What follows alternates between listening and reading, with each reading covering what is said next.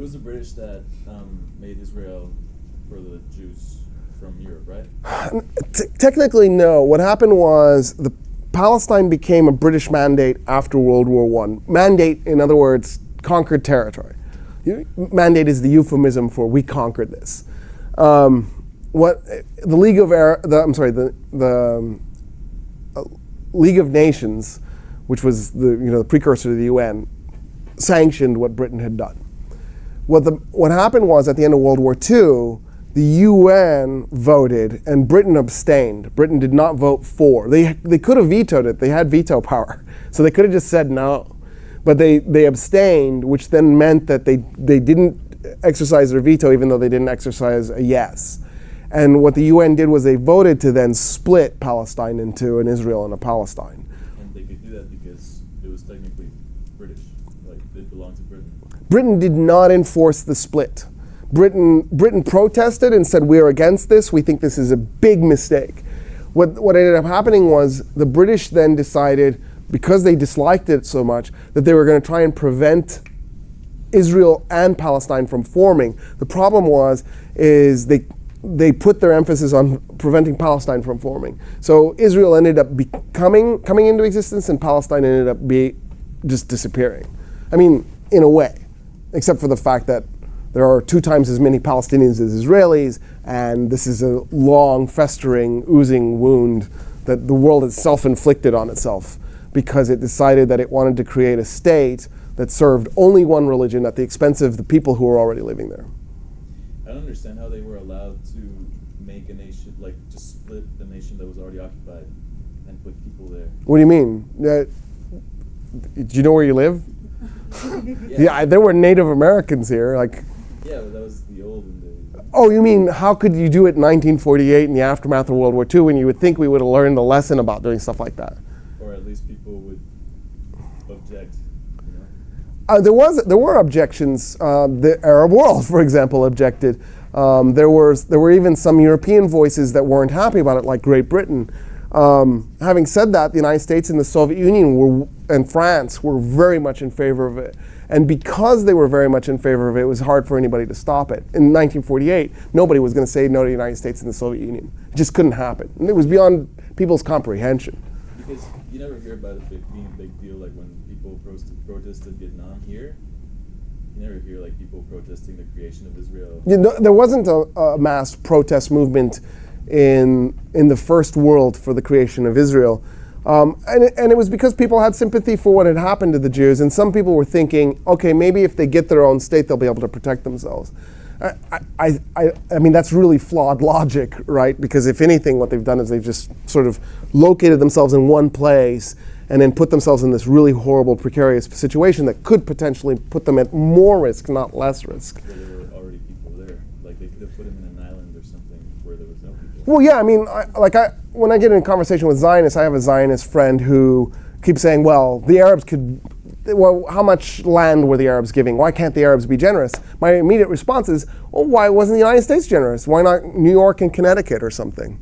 Or New Mexico and Arizona, which were actually asked for. The Zionist movement at one point asked the United States if it would be willing to give up Arizona and New Mexico and create a Jewish state. And the United States said no. But we're willing to let you do it in Palestine. So we're willing to be generous with other people's stuff, but not our own. There's this, it makes me think of this study. And I don't know if I'm right about this. But people are asked, and to do this right, I should ask you, but I'm not going to. People are asked to solve this moral dilemma. So there's a railroad track with people on it working. There are 5 people working on it, and they can't hear anything because they're making so much noise. And they can't see anything because they're facing the wrong way. But coming down the track, headed straight towards them, is a train. And it will kill those 5 people when it hits them because it's going so fast. Having said that, you happen to be right next to a train track lever, and you can change what track the train goes on. And the other track has 1 person on it.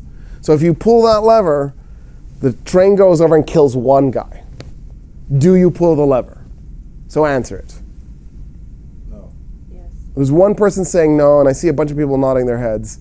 Any other no's? Are you a no? Yeah, maybe. Because it would be selfish to do it. What? It would be selfish. No, actually, selfishly, I would say no. You would say no because why? Because if you pull a lever, you're responsible for the death. If you don't Of the pull one lever, person. right? If you don't pull the lever, okay. destiny isn't. But just the two of you. Is anybody else a no, or is? I'm on the fence. You're on the fence.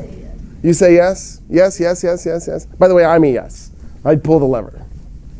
Okay, so now most people say yes. The vast majority of people say yes. I'm glad though that you had that conversation because it was really good. Now we're going to change the scenario slightly. Same thing. 5 people, can't hear, can't see, train barreling straight at them. You're on a bridge. I don't know where this bridge came from. You're on a bridge over the workers, and there's a guy standing next to you. All you gotta do to stop the train from hitting those people would be to flip the guy standing next to you off the bridge, because as he falls to his death, the workers will notice and the train will notice, and the workers will be able to get out of their way, and then the train. Can we throw ourselves? No, okay. See, okay, so that's, everybody says no, right? And the question is it because you're touching the guy, or is the lever your remote? And people are then asked, and they don't know the answer. I think that's the answer. The answer is you could have thrown yourself. Why didn't you throw yourself? If you're so adamant about saving those 5 guys, why are you sacrificing Bubba here when you could go? And I think that's the real reason the people who said yes to the first scenario say no in the second, is they don't want to die, and it's morally gross to sacrifice the guy standing next to you. But the researchers said they couldn't figure it out. I'm pretty sure this is obvious. I'm pretty sure that's the answer. And that's the thing that I don't get about the United States and our policy towards Israel. Okay, if it's such a good idea, why don't we do it here? Let's give the Israelis a homeland here that'll be Jewish only, and if you're not Jewish, you have to get out. And when you put it in those terms, suddenly it becomes maybe not so desirable. And then the other question is, Palestine obviously had nothing to do with the Holocaust. We're obviously doing this in part because of the Holocaust.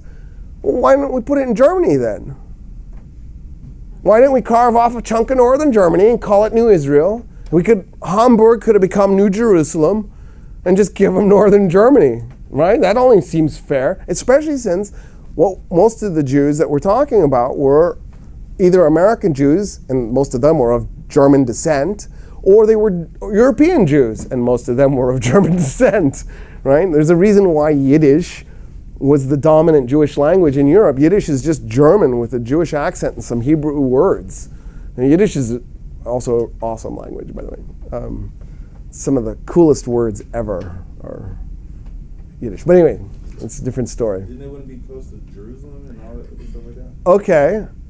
But then you say, well, so then it's a religious thing, but most Zionists will go, no, this isn't about religion. And it's like, well, if it's not about religion, then why do you want to be so close to Jerusalem? Clearly it's about religion. But then they say, no, I'm an atheist, or I'm a secularist Jew, and I'm a Zionist. And it's like, well, then why did it have to be Jerusalem? This was our homeland. This was your homeland? You're 2,000 years old? I don't understand. Here's the twist. The majority of Palestinians are of Jewish descent and are ethnically more Jewish than the European and American Jews who went and created Israel. So every time a Palestinian is murdered by an Israeli, a person who's more Jewish is killed by a person who's less Jewish. It's true that the Israeli is actually practicing Judaism or is a secular Jew. And it's true that those Palestinians are Christians and Muslims whose ancestors converted from Judaism to Christianity and Islam. But it's just a weird, ironic twist. I mean, it's embittering how ironic it is. It just doesn't make any sense. And here's the problem. I don't think I said this plainly last time, so I'll say it, and then I'll let you go because I'm way over, but I'm sorry. Let me just do this.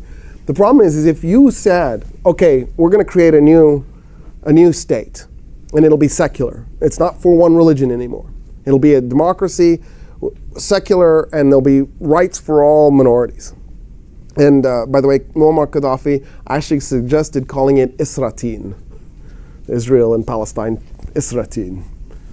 So, it sounds terrible to me, but whatever.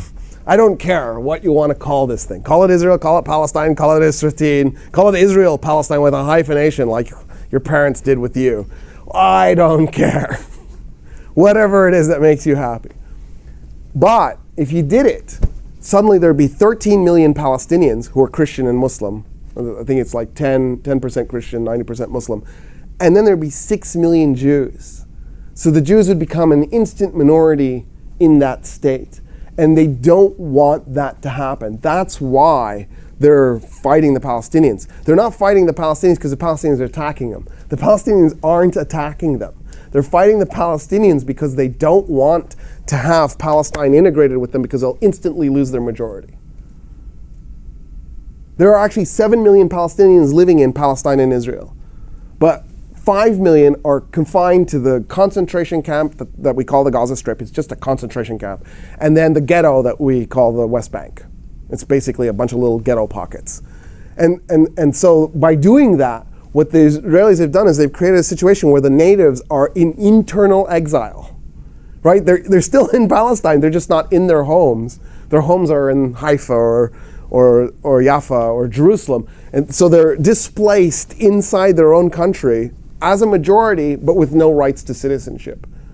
This is like the most nasty thing since apartheid Israel, apartheid South Africa. It might be worse than apartheid South Africa in some ways. In fact it is, when you think about it, because at least in the case of apartheid Israel, apartheid South Africa, there was no blockade preventing the import and export of goods into the black neighborhoods, right? Because white people were making money off of the black population, so you wouldn't do that. There was the same mass migration effect, 2.5 to 3.5 million. I just realized something. So I even said this in class earlier. So the history I learned was the largest forced mass migration in human history was South Africa when it became apartheid, forced 2.5 to 3.5 million blacks to move out of white neighborhoods. And by the way, and Asians too. The Indian population was also separated out. Well, the vast majority of the 5 million Palestinians living in the Gaza Strip and West Bank are themselves refugees forced out of the rest of Palestine. So that's actually probably a bigger population. Because I would be surprised if it was more than 1.5 million people were actually from those two places. I bet 3.5 million are actually displaced refugees.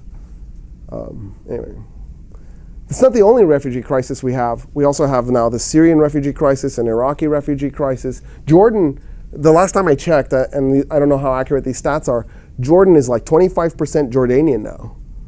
It's something like 60% Palestinian, 25% Jordanian, and the remaining 15% are Syrian and Iraqi. I mean, this is incredible. Anyway, all right, I'm over. So, any other questions?